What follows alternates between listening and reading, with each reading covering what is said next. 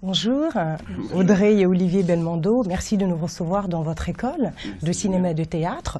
L'entrée des artistes, quel joli nom pour une école de cinéma et de théâtre. Ah, n'est-ce pas? Alors comment est-ce que c'est venu? Je sais qu'elle a été créée, cette école en 2007. Exactement. Racontez-nous un peu la genèse. Eh bien, elle a été créée en 2007. J'avais déjà quelques expériences, bien sûr, d'une envie, d'une pulsion importante de réaliser ça et voilà, d'avoir un lieu où à plusieurs on allait pouvoir partager nos points de vue, notre passion et voilà. J'ai compris qu'il y avait deux mots qui étaient récurrents et en même temps qui étaient à l'origine de tout, c'est le partage et la passion. Et c'est de là qu'est venue votre méthode. Quelques mots sur cette méthode? Le partage, je préfère ça plutôt qu'enseignement, parce qu'enseignement, il y a un côté très dogmatique. Voilà, donc, et puis passion, oui, parce que je pense que c'est vraiment important que dans un cours, dans une école, les professeurs soient là par passion. Et pas parce que je sais pas, ils n'ont pas autre chose à faire ou ils trouvent pas de travail. Voilà, et que en plus ça amène une énergie très forte à l'école et même entre nous les intervenants de pouvoir parfois parler, échanger sur les élèves aussi. Quand on est une dizaine d'intervenants, donc vous et donc Audrey, comment est-ce qu'on définit ensemble, au préalable, une méthode?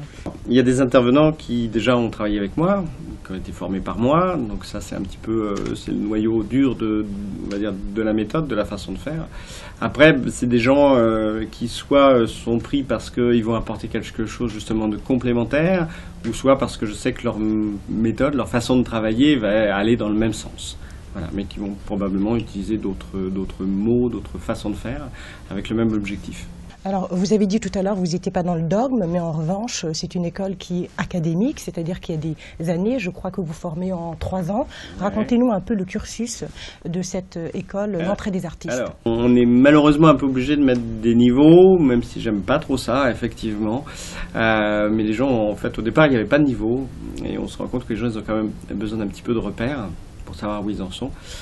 Donc a priori, il y a la première année, mais c'est pour découvrir un petit peu la méthode, les exercices, la façon de faire, le regard. Et puis après, si tout se passe bien, on rentre dans le groupe de 15 heures, où là, pendant 2 ans, on va travailler, il y a plus d'heures, on va essayer d'aller plus en profondeur, on va essayer d'aider un peu plus les élèves à être visibles par le milieu professionnel.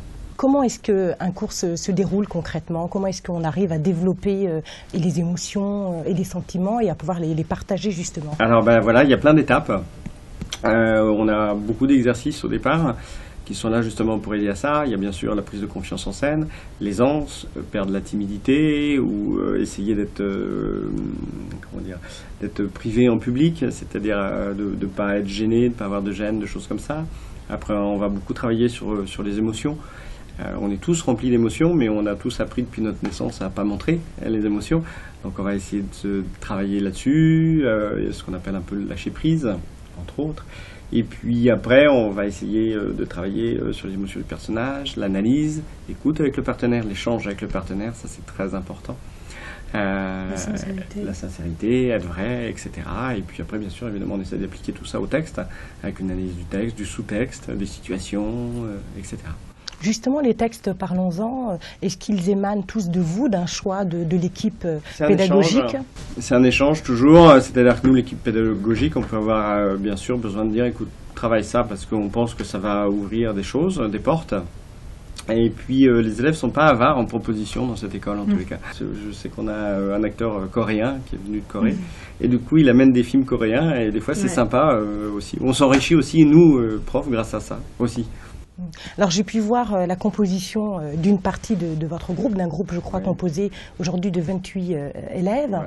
C'est très éclectique, hein. On voit des très jeunes et puis des gens plus mûrs. Racontez-moi un peu vos élèves, parce que souvent on ne choisit pas ses élèves, c'est eux qui vous choisissent. Enfin il y a il y a une attirance commune je suppose. Hein. Je suppose, et du coup j'ai du mal à vous répondre. Le point commun c'est nécessaire pour venir ici, c'est pas avoir peur de travailler.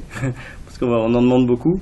Après, c'est vrai que depuis la création, j'ai de la chance. J'ai vraiment des gens qui viennent à la fois de tous les milieux et parfois même de pays étrangers. Et ça amène une grande richesse, moi, qui me plaît beaucoup. On a des gens aisés, on a des gens pas aisés, on a des gens vraiment... voilà.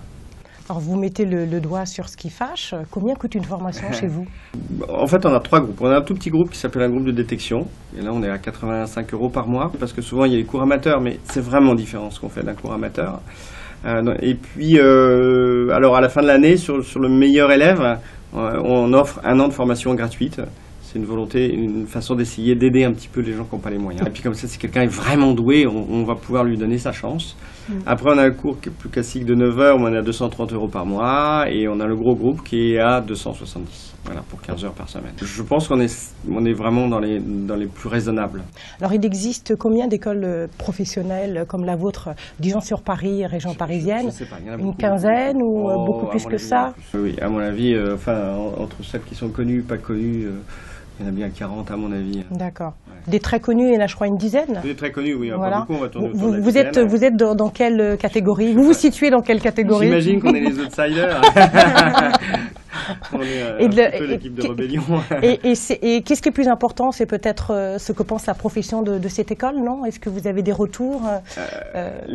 Ouais, je crois que le fait que vous ayez des élèves qui soient pris dans des films, sur des pièces de théâtre, oui, c'est aussi valorisant pour cette école. Oui, ça c'est très agréable parce que ça veut dire que peut-être on dit pas trop de conneries, que ça fonctionne pas trop mal.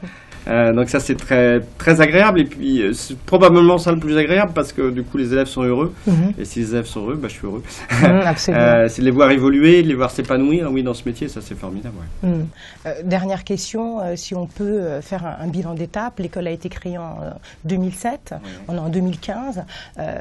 Qu'est-ce que vous avez vraiment accompli, dont vous êtes le plus fier pour cette école, et qu'est-ce qui vous reste surtout à accomplir encore? Je pense qu'on continue à progresser, donc on gagne en qualité d'enseignement, j'ai l'impression. Je pense que de voir effectivement que des élèves travaillent déjà, et certains pas mal, ça c'est vraiment formidable.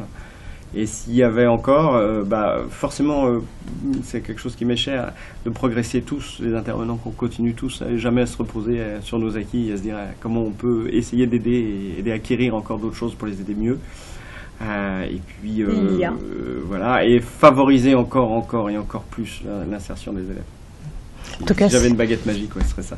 En tout cas, vous avez le début de la baguette magique parce qu'on sent une belle énergie dans votre cours. Et c'est vrai que le fait que le cours ne soit pas surchargé, ça donne un côté humain. Et je suppose que c'est ça aussi le début de la vie du théâtre, n'est-ce pas? C'est quelque chose qui revient souvent. Et voilà.